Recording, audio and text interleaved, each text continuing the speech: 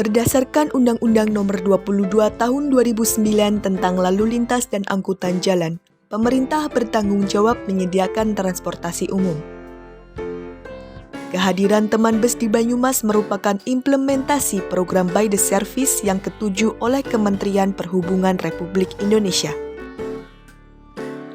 Teman bus diresmikan pada hari Minggu 5 Desember 2021. Operator yang menjalankan operasional layanan teman bus di Banyumas adalah Trans Banyumas.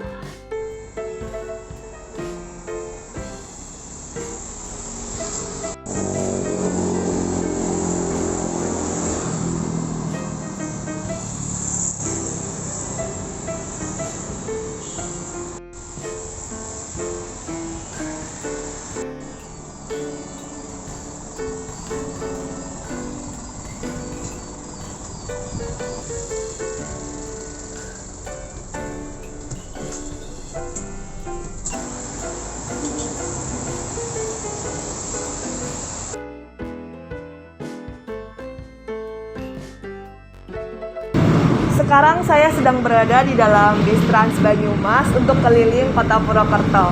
Untuk lebih lanjutnya, ikutin terus ya.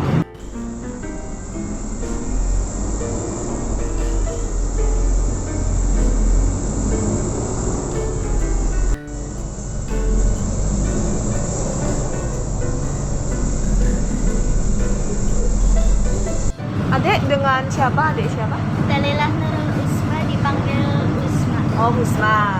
Adek Husna udah sering naik bis Trans Banyumas? Sudah Sudah sering ya. Berarti setiap pulang sekolah naik bis Trans Iya. Banyumas. Berangkatnya juga? enggak. Oh, berangkatnya enggak. Berangkatnya belum boleh.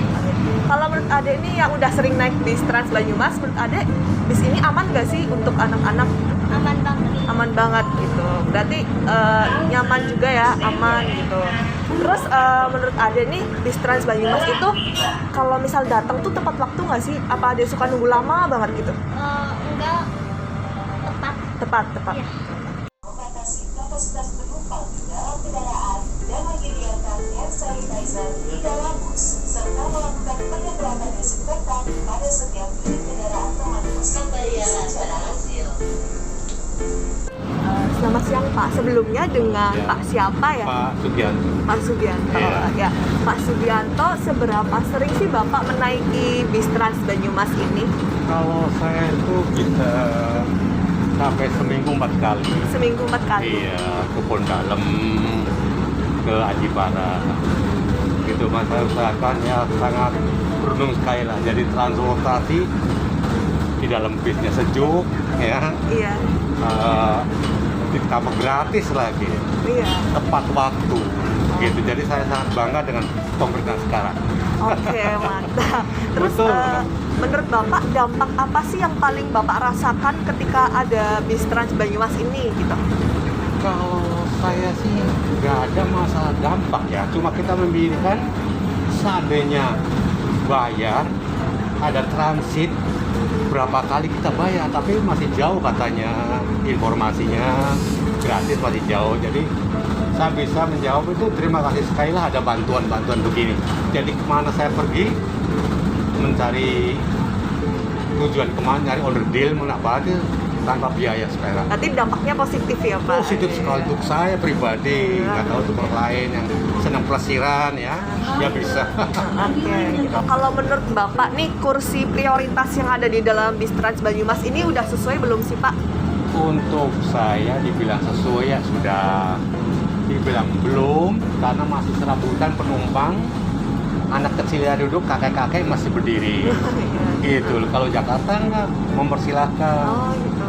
Ada kakek-kakek gitu duduk, fasilitas untuk ini nggak digubris. Kalau di Jakarta kan ada yang memperingati, syukur-syukur, ada mereka Bu, Mas, berdiri untuk yang tua, Boleh. gitu loh. Ini nggak ada. Berarti lebih ke individunya masing-masing kesadaran gitu ya Pak? Tidak, belum punya kesadaran. Untuk penumpangnya belum Iya. punya kesadaran. Terus menurut Bapak nih apa sih yang perlu diperbaiki dari bis Trans Banyumas ini gitu? Untuk saya sudah cukup. Sudah cukup. Tidak perlu diperbaiki lagi. Cuma penumpang, ya syaratnya harus tahu diri lah. Tahu. Yang datang penumpang yang tua, nenek-nenek yang gendong anak, lokasi tempat duduk. Ibunya yang ngasih tahu, Iya. bapaknya yang ngasih tahu. Kalau saya sama penumpang nggak berani kok. Iya. Dek, pergi bapaknya. Masa gitu ya Pak ya. Ya taruh lah. Oke, makasih Pak. Ya, kembali. Trans Banyumas sebanyak 52 unit dengan rute layanan di 3 koridor, yaitu Koridor 1, Terminal Aji Barang hingga Pasar Pon, Koridor 2, Terminal Notok hingga Baturaden, dan Koridor 3, Terminal Bulu Pitu Purwokerto hingga Terminal Kebon Dalem. Ketiga koridor tersebut telah dikonsepkan ramah disabilitas, yaitu dilengkapi dengan lantai rendah di bagian belakang bus serta rem sebagai akses bagi pengguna kursi roda. Bus Trans Banyumas juga dilengkapi dengan tempat meletakkan sepeda yang posisinya berada di depan bus. Tarif bus Trans Banyumas sebesar Rp2.000 untuk pelajar dan Rp3.500 untuk masyarakat umum dengan metode pembayaran menggunakan kartu non-tunai seperti Brizi BRI, Flash BCA, dan sebagainya. Layanan teman bus dilengkapi dengan aplikasi pendukung yang dapat mempermudah mobilitas penumpang dan bisa diunduh pada ponsel. Aplikasi ini dapat membantu Anda mengetahui lokasi shelter terdekat, tracking bus, hingga jumlah penumpang yang menaikinya. Pelayanan dengan menjalankan protokol kesehatan, yaitu memakai masker, menjaga jarak, dan ketika keluar bus harus satu arah. Di dalam bus Trans Banyumas ini terdapat kotak P3K, peta rute bus, perintah menggunakan seatbelt, larangan untuk merokok, serta pegangan yang disediakan untuk penumpang yang tidak mendapatkan tempat duduk.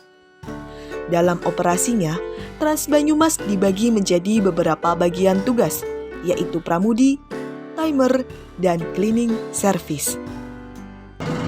Oke, sebelumnya bisa perkenalan dulu Pak dengan Bapak siapa? Bapak Dodi Mulyana. Dodi Mulyana. Panggilnya Pak Dodi. Iya, Ya Pak Dodi, bis Trans Banyumas ini beroperasi dari jam berapa sampai jam berapa ya? jam bis nomor 1 jam 4:30 pagi sampai terakhir itu kalau dari sini jam 7 lebih, nanti jam nyampe sini lagi jam 9-an, 9 malam. Oh, jam 9 malam. Oke Pak, selama Bapak jadi supir di sini, itu ada kendala-kendala nggak sih selama perjalanan kayak gitu? Alhamdulillah belum ada. Belum ada. Oh, Berarti aman. Jangan sampai deh. Oke, dan terus Pak di Trans Banyumas ini kan ada beberapa pekerja gitu ya, ada yang timer, terus habis itu ada yang suka bersih-bersih gitu. Boleh dijelasin nggak Pak? Itu tuh ada apa aja, terus tugasnya mereka apa aja gitu? Kalau timer itu tugasnya itu nyatet waktu, jam keberangkatan sama jam kedatangan bisnya. Kalau timer. Kalau yang bersih-bersih itu biar apa sih ya? Ya kalau udah dipakai bersihin lagi, terus pakai bersihin lagi. Cuman timer sama itu sih doang di sini. Berarti supir, timer, sama yang bersih-bersih gitu. Berarti di bersih-bersihnya setiap ini lagi berhenti gitu? Iya, setiap nyampe terminal lagi dibersihin lagi. Ntar kan berangkat, Iya. terus nyampe terminal lagi bersihin lagi, kayak gitu terus Oke. sampai ritase terakhir. Oke. Makasih. Iya.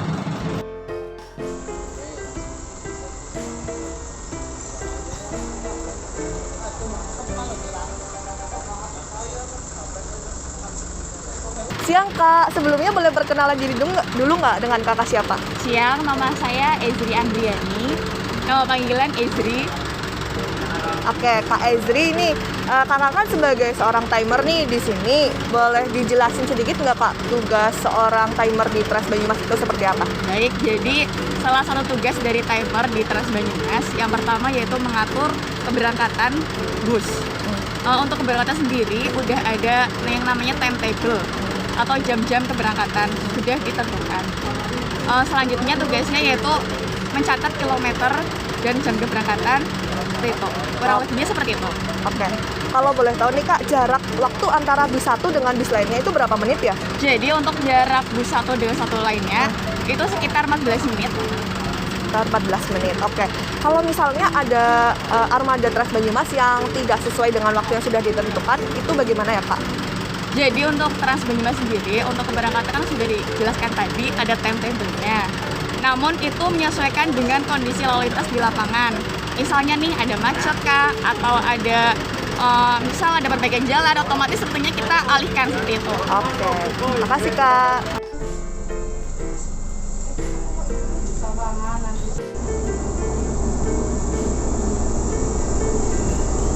Sebelumnya boleh perkenalan diri dulu tidak dengan Bapak siapa? Selamat siang, nama saya Rian Kusuma. Di sini saya di bagian legal dan perizinan PT Banyumas Raya Transportasi selaku operator Trans Banyumas. Oke Pak, bisa diceritakan sedikit tidak tentang latar belakang adanya bis Trans Banyumas ini di Banyumas? Jadi bis Trans Banyumas ini adalah program dari Kementerian Perhubungan dengan skema BTS. BTS itu by the service, artinya pembelian layanan, di mana kami PT Banyumas Raya Transportasi ini adalah operator yang ditunjuk oleh Kementerian Perhubungan untuk menjalankan operasional Trans Banyumas begitu. Dan untuk PT Banyumas Raya Transportasi ini di Purwokerto adalah gabungan dari 12 perusahaan transportasi yang ada di Kabupaten Banyumas khususnya. Oke Pak, bisa diceritakan sedikit tidak Pak tentang bagian-bagian dari pekerja yang ada di dalam bis Trans Banyumas? Itu kan ada supir, terus habis itu yang bersih-bersih, terus ada timer gitu. Boleh diceritakan, dijelaskan? Ya, jadi untuk bis Trans Banyumas ini kita menggunakan bis medium Mbak. Semuanya itu ada 52 unit untuk di Kabupaten Banyumas ini. Tapi yang beroperasi itu hanya 46. Dan yang 6 ini adalah bus cadangan. Karena memang dari 46 itu harus jalan semua Mbak. Harus jalan semua. Dan 46 ini terbagi di 3 koridor, dimana kalau koridor yang paling banyak itu ada di koridor 2 di trayek Notok Batu Raden dengan jumlah bisnya itu sampai 17 unit. Kalau untuk koridor 1 kalau nggak salah 15, kemudian kalau 16 kalau nggak salah, kalau untuk yang koridor 3 itu 13 ya, jadi total semua ada 14. Maksud saya itu bagian para pekerja yang ada di dalam bis Trans Banyumas gitu Pak, kan ada supir. Kalau yang di lapangan itu ada pengemudi jelas ya, otomatis. Kemudian pengemudi itu hanya pengemudi Mbak dalam bis, tidak dilengkapi dengan kondektur, karena memang kita menggunakan metode pembayaran non tunai, yaitu menggunakan alat tap. Jadi yang ada di dalam bis itu hanya ada driver atau pengemudi. Kemudian yang di lapangan juga ada timer ya, yang nanti ditugaskan untuk mengatur jam pemberangkatan jam pemberangkatan setiap busnya, agar nanti setiap bus itu memiliki jarak waktu yang tepat ya, kurang lebih satu bisnya itu antar bis itu jaraknya itu 15 menit. Kemudian juga di kantor ini ada operatornya Mbak. Jadi bis itu kita lengkapi dengan berbagai macam teknologi, mulai dari CCTV, kemudian indikator apabila driver itu ketahuan merokok, ketahuan telepon, kemudian ketahuan mengemudikan busnya melebihi kecepatan yang sudah kita tentukan. Semua itu ada indikatornya dan itu terpantau semua di kantor kami seperti itu. Oke Pak, terakhir nih, ada tidak sih fasilitas inovasi baru untuk bis Trans Banyumas ke depannya gitu? Kalau kita Untuk masalah inovasi mungkin lebih ke bagaimana mengembangkan rute ya. Jadi memang kita masih terus bagaimana berupaya untuk meningkatkan load factor atau jumlah penumpang. Jadi memang kita kalau untuk fasilitas busnya memang itu sudah standar dari Kementerian Perhubungan dan kami menilai itu memang sudah berteknologi tinggi, Mbak. Ya, sudah berteknologi tinggi, juga kenyamanan dan keamanan untuk penumpang maupun pengendara lain yang sama-sama menggunakan jalan itu kami menilai sudah sangat baik dan sudah sangat bahkan lebih dari yang lain gitu. Jadi kalau kami sih mungkin lebih ke bagaimana nanti kedepannya berusaha untuk meningkatkan jumlah penumpang, bagaimana masyarakat itu kemudian sadar beralih dari transportasi pribadi ke transportasi umum. Memang tujuan dari adanya program ini kan agar masyarakat itu bisa merasakan, memanfaatkan betul layanan transportasi publik yang nyaman, yang murah, kemudian yang aman juga seperti itu. Oke, makasih Pak. Iya, sama-sama.